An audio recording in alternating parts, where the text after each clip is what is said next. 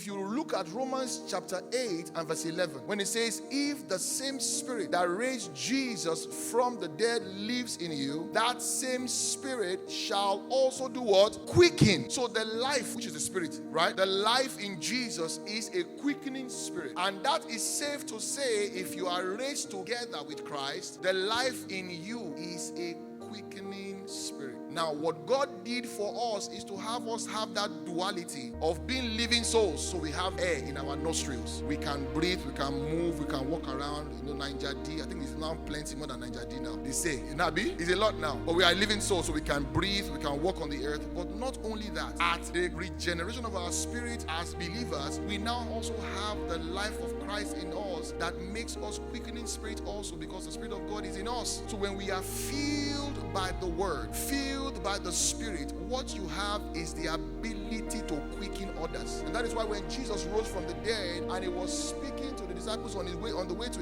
Emmaus, he said, didn't our hearts burn as we heard him speak? So it means that as you speak the word of God, the Bible says in the book of Acts chapter 6 that as Stephen spoke the word, the Bible says it pricked their heart. When Paul was speaking, it pricked their heart. When Peter spoke in Acts chapter 2, it pricked their heart. Those words you call prick is the conviction by the Spirit that causes the quickening of the dead who is an unbeliever. Are you with me this morning? So it means that every point in time I sit down and I ignore the opportunity to gather the fragments. What I'm doing is that I'm defeating the biggest purpose why God kept me on earth after he saved me.